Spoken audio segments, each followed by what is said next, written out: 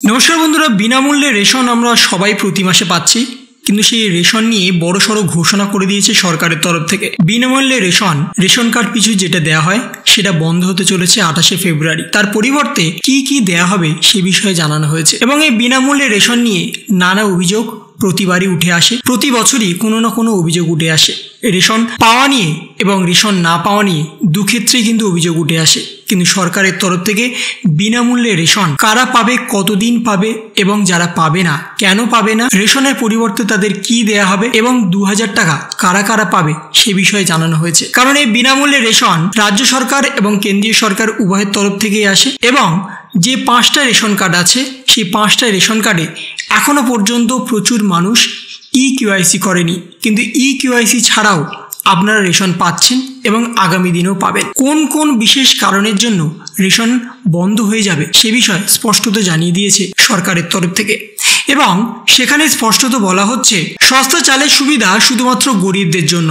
কোনো সরকারি চাকরিজীবী এই চালের সুবিধা নিতে পারবেন না। সরকারি কর্মচারীরা যদি সস্তা চালের সুবিধা নিয়ে থাকেন এবং তা প্রকাশ পায়, তাহলে তাদের বিরুদ্ধে আইনি ব্যবস্থা নেওয়া হতে পারে, এমনটাই কর্মকর্তা জানিয়েছে।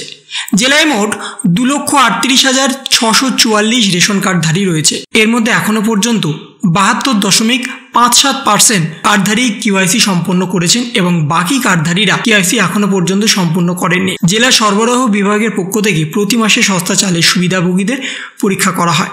যদি কোনো সুবিধাভোগীর মৃত্যু হয় তবে তার নাম তালিকা থেকে বাদ দেওয়া হয়। সেই সঙ্গে সস্তা চালের দোকানদারীদেরও জানানো হয়। এর জন্য নির্দিষ্ট কর্মচারীদের নিয়োগ করা হয়। রেশন কার্ডধারীরা EKYC করুন। সস্তা চালের দোকান থেকে চাল উত্তোলনের জন্য রেশন কার্ডধারীদের 28শে ফেব্রুয়ারির মধ্যে EKYC করতে হবে। এখনও পর্যন্ত 72.57% রেশন কার্ডধারীরা EKYC সম্পূর্ণ করেছেন, তবে এখনও 28% রেশনধারীরা বাকি রয়েছে। তারা এই তারিখের মধ্যে EKYC সম্পূর্ণ না করলে তাদের রেশন কার্ডের সুবিধা বন্ধ হয়ে যাবে। অর্থাৎ আপনারা বিনামূল্যে যে চাল, গম, চিনি, আটা পান সেটা আপনাদের বন্ধ হয়ে যাবে। সেটা আপনার কাছে AY, SPHH, PHH, RKSY 1 বা RKSY 2 যে কোনো রেশন কার্ড থাকুক না কেন, আপনাদের রেশন কিন্তু সম্পূর্ণভাবে বন্ধ হয়ে যাবে। যেখানে আপনারা প্রতি মাসে 28 কেজি থেকে শুরু করে 10 কেজি পর্যন্ত রেশন পাচ্ছেন, সেই রেশনে কিন্তু আপনাদের বন্ধ হয়ে যাবে। সঙ্গে আরও বলা হচ্ছে, KYC সম্পর্কে নির্দেশনা, রেশন কার্ডধারীদের KYC সম্পূর্ণ করা অত্যন্ত জরুরি। বর্তমানে 7,20,237 জন KYC সম্পূর্ণ করেছেন। সরকারের পক্ষ থেকে যে নির্দেশনা আসবে তা অনুযায়ী কাজ করতে হবে। যদি চাল না পাওয়া যায় তাহলে সরবরাহ বিভাগে জানাতে হবে। 27,206 জনের রেশন কার্ড বাতিল হয়েছে গন্ডিয়া জেলায় 2024 সালে এবং এই রেশন কার্ড বাতিলের বিভিন্ন কারণও কিন্তু দেখানো হয়েছে। রেশন কার্ডধারীদের রেশন বন্ধ করা হবে যদি EKYC না করা হয়, তাহলে রেশন দেওয়া সম্ভব হবে না। নতুন বছরের শুরুতেই 3,38,897 জনের KYC না থাকায় তাদের রেশন বন্ধ করা হয়েছে। জানুয়ারি মাসেও তা জানানো হয়েছে। সুতরাং পরিবারের সকল সদস্যের EKYC অত্যন্ত দ্রুত করতে হবে, তা না হলে সমস্যায় পড়তে হবে।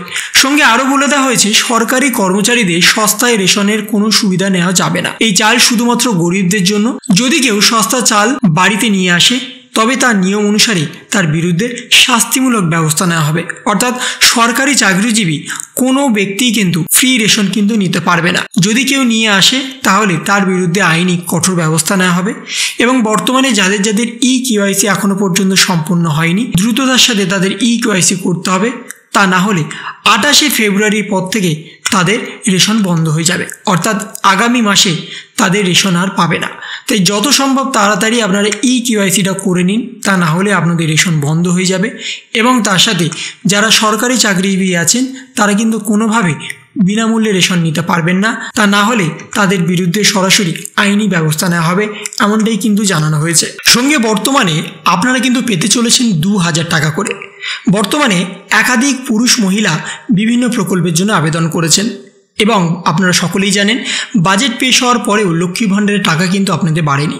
কিন্তু লক্ষ্মী ভাণ্ডারের টাকা না বাড়লেও আপনারা কিন্তু বাকি যে প্রকল্পগুলো আছে সেখানে কিন্তু আপনারা প্রতি মাসে নিয়মিত টাকা পাবেন। যেমন কৃষক বন্ধু বয়স্ক ভাতা, মহিলা সমৃদ্ধি যোজনা, বিধবা ভাতা, বয়স্ক ভাতা, তার সাথেও জয় জোহর প্রকল্প এই সমস্ত প্রকল্পে আপনারা কিন্তু নিয়মিত টাকা পেয়ে যাবেন এবং তার সাথে লক্ষ্মী ভাণ্ডারের টাকা কিন্তু বাড়ার একটা সম্ভাবনা আছে।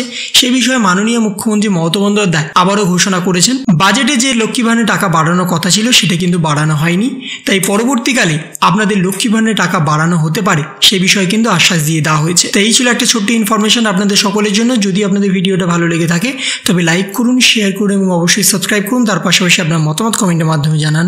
ভালো থাকুন, সুস্থ থাকুন, ধন্যবাদ।